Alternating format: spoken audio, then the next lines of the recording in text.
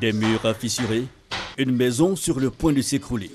Dans cette cité du quartier Abata, dans la commune de Cocody, Adoni et sa famille vivent un véritable cauchemar, et cela depuis 2012. À chaque saison de pluie, on est menacé.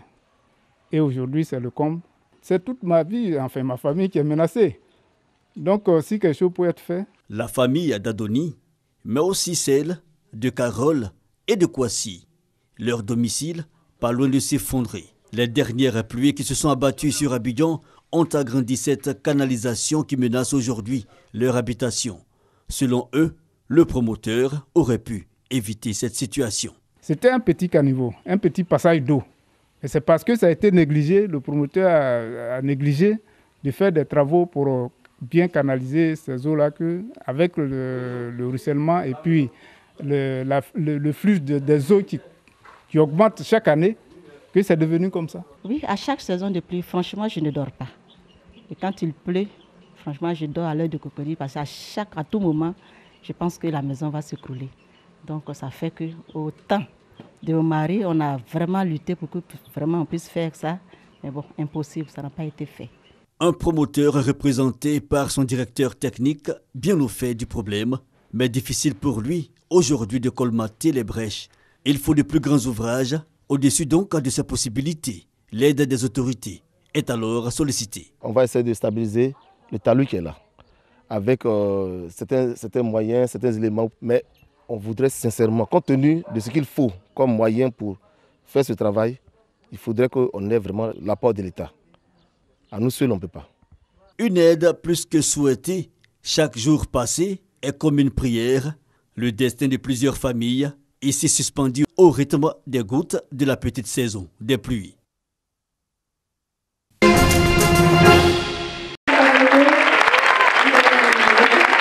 Raïssa Banoro, jeune informaticienne ivoirienne, est la lauréate du prix RFI Challenge Application Afrique. Elle a réussi à créer une application mobile dénommée Lucie qui va permettre à tout apprenant de maîtriser les rudiments de l'alphabétisation adaptée à son niveau. Une application d'alphabétisation fonctionnelle pour permettre à toutes ces jeunes filles-là qui n'ont pas eu la possibilité d'aller à l'école ou déscolariser un peu plus tôt, d'avoir la même chance, apprendre à lire, écrire, compter pour pouvoir rêver, pour pouvoir être des femmes leaders. Selon les initiateurs, ce prix vise à soutenir le développement des services numériques innovants au profit de l'éducation des filles en Afrique et à promouvoir également l'auto-emploi des jeunes. C'est important que sur Internet, il y ait des initiatives citoyennes qui aident l'intérêt général, qui aident les gens. Et donc pour nous, l'éducation des filles, on sait que c'est un grand défi africain. Puis moi, ça me tient particulièrement à cœur parce que je sais que le savoir, c'est le début de la liberté. De façon fondamentale, les jeunes sont permanents sur des smartphones et c'est leur outil d'expression.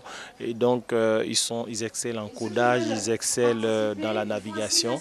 Ils peuvent en faire aussi leur métier. Donc là où il y a un potentiel fort d'insertion et d'emploi, nous sommes obligés d'être là pour les aider. Le prix RFI Challenge Application Afrique est à sa 2e édition.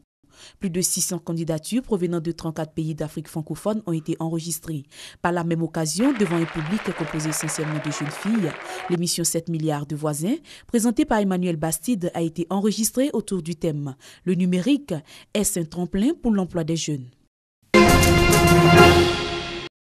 Plus d'1 milliard de filles dans le monde n'ont pas les mêmes droits que les garçons du même âge. 28 millions de filles et d'adolescentes en Afrique qui ont l'âge d'être scolarisées n'iront probablement jamais à l'école.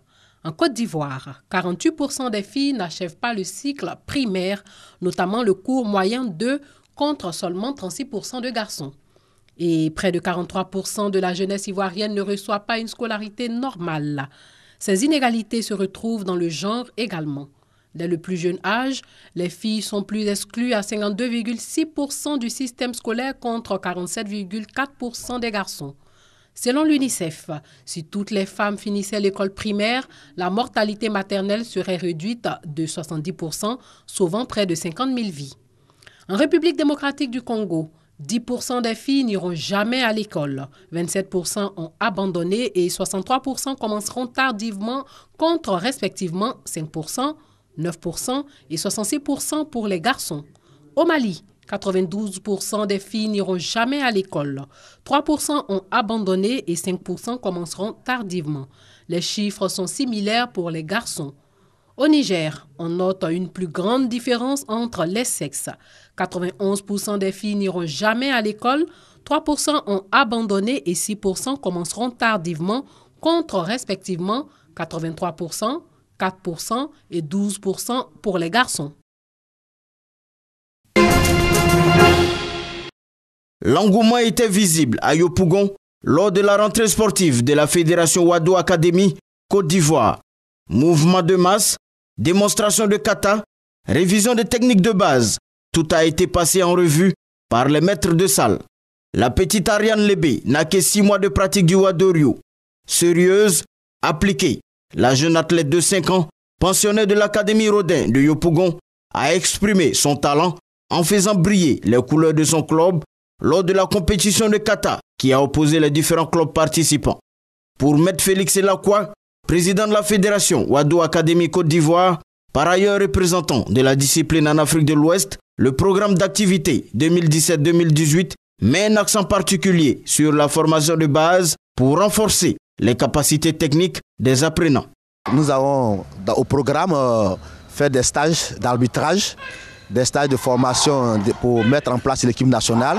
Vous savez que nous sommes une fédération très jeune, donc il faut donc former la base pour que d'ici 2020, nous soyons émergents avec le pays. Prochaine activité au calendrier, la Coupe Pana Koulibaly, prévue le samedi 21 octobre au complexe sportif Rodin à Yopougon. « 11 octobre 2002, Jimmy Carter, Nobel de la paix. L'ancien président démocrate américain Jimmy Carter s'est vu décerner le prix Nobel de la paix 2002.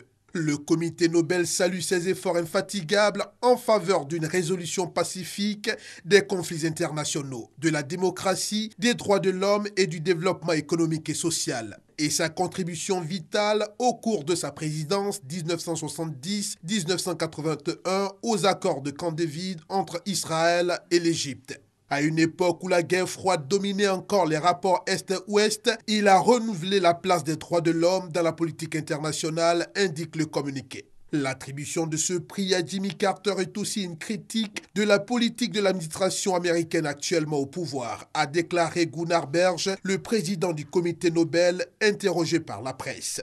Elle constitue en outre une critique à tous les pays qui ont adopté la même position que les États-Unis. Dans le communiqué, le comité souligne que dans une situation fréquemment marquée par les menaces de l'utilisation de la puissance, Jimmy Carter a tenu sur les principes de résolution des conflits autant que possible par la médiation et la coopération internationale fondée sur la loi internationale, le respect des droits de l'homme et le développement économique. Un des 5 membres du comité Nobel a cependant refusé de voir l'attribution du prix à Carter, une critique de la politique irakienne de Bush. Le travail du Centre Carter a constitué une merveilleuse contribution au monde au cours des 20 dernières années,